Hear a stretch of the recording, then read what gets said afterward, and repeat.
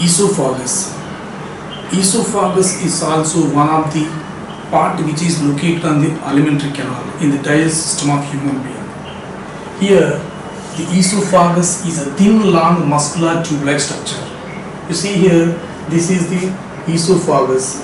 It is a thin, long, muscular tube-like structure. It is also known as food pipe. If you see the internal structure of esophagus, it is lined by non-keratinized squamous epithelium. It is located on the wall of esophagus. So that is the internal structure. If you see the internal structure of esophagus, it is lined by the non-keratinized squamous epithelium. And how it is entered into the stomach region. So before that, it passes through the different parts of the body of human beings. It passes through the neck, thorax and diaphragm through a specific opening called that is esophageal hiatus. So this is the part located in the diaphragm. An opening is present in the diaphragm.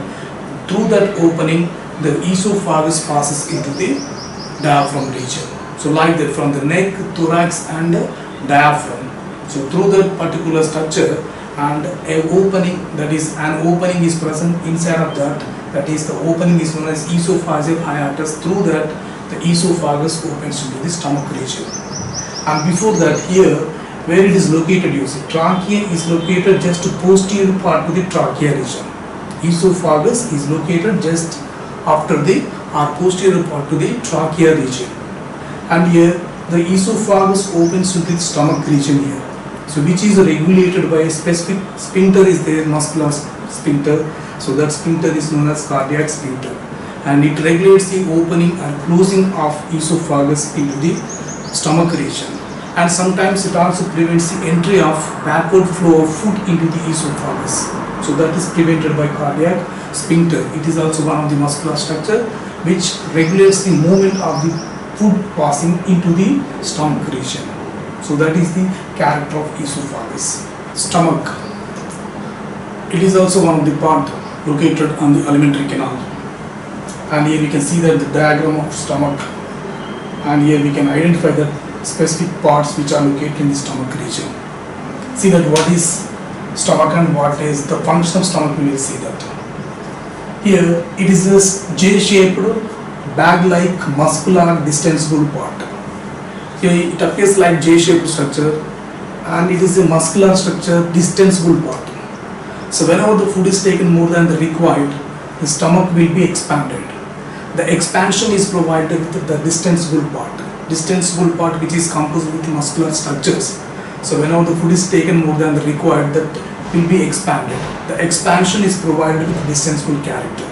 So it is a J-shaped muscular bag-like distensible part. Where it is located? It is located in the upper left portion of the abdominal cavity. Here it is inferior to the diaphragm. So here diaphragm is located and this is the left upper portion of the body. There we can identify the stomach, and just below the diaphragm region we can identify it. And here it has three parts. The stomach is divided into three parts: anterior cardiac stomach, middle large fundic region, which is also having the main body part, and the posterior part is called as pyloric region. So that opens into the duodenum of small intestine. So just behind this here small intestine is located, and that the pyloric region opens into the small intestinal part called duodenum. So there we can identify the pyloric region. Here these are the three parts located in the stomach region: the anterior cardiac stomach, and the middle fundic stomach, which is also having the main body part, and then the third part, posterior part, is called as pyloric stomach. So these are the three regions present in the stomach. And next, the stomach is regulated by two specific sphincters. Here just behind the esophagus one sphincter is located, and just behind the pyloric region there is also one sphincter is present, that is called pyloric sphincter. Here the esophagus is regulated in the stomach through the cardiac sphincter. So whenever the food is entered into the stomach that has not entered into, comes to the backflow into the esophagus, that is prevented by cardiac sphincter. And next, pyloric sphincter. It is located between the pyloric stomach and duodenum. The passing of food from the pyloric region into the duodenum is regulated by pyloric sphincter. So two sphincters located in the stomach region. One is located between the esophagus and stomach, and another one is located between the pyloric stomach and the duodenum.